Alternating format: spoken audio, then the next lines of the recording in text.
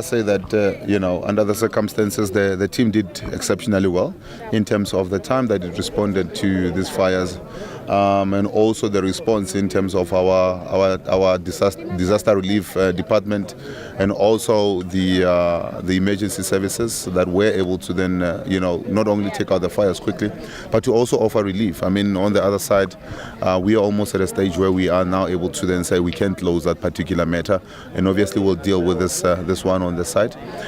There are issues that still needs to be addressed in terms of, the illegal immigrants that are here. Something that will need to be taken with the national and the provincial government to see what can be done over and above what we have already done here.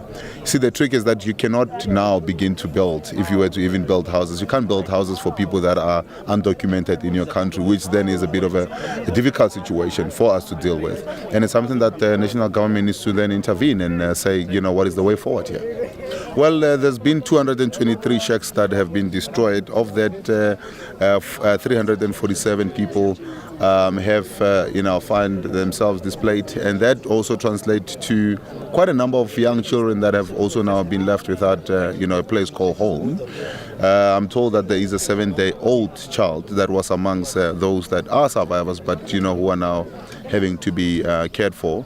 Quite a number of children, and I've seen a lot of them running around here.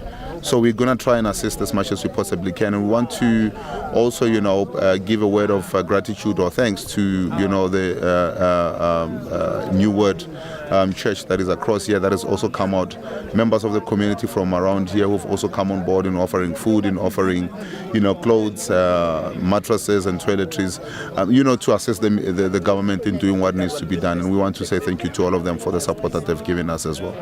Well, there'll be some temporary structure that will be put up. We would normally put up tents when there's an emergency like this, but for a certain period of time, and people have to obviously start rebuilding, their lives. So that's what that's what we're going to be doing here.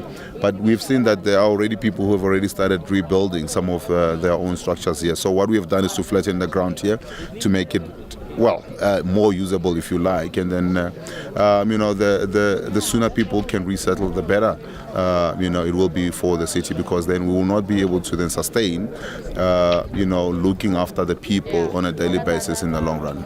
Well, the reports that are coming from the chief of emergencies that there was a fire that broke out between two gentlemen.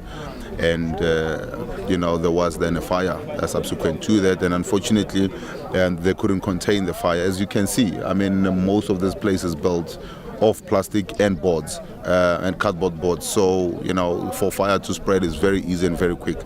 So it's an unfortunate situation that there's a life that is lost here. There's a number of casualties that is here because of people that found themselves in a drunk sprawl. But be that as it may, we now need to do what we can in order to assist.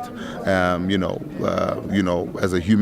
human beings, we have to try and assist as much as we possibly can and get people's lives back in order.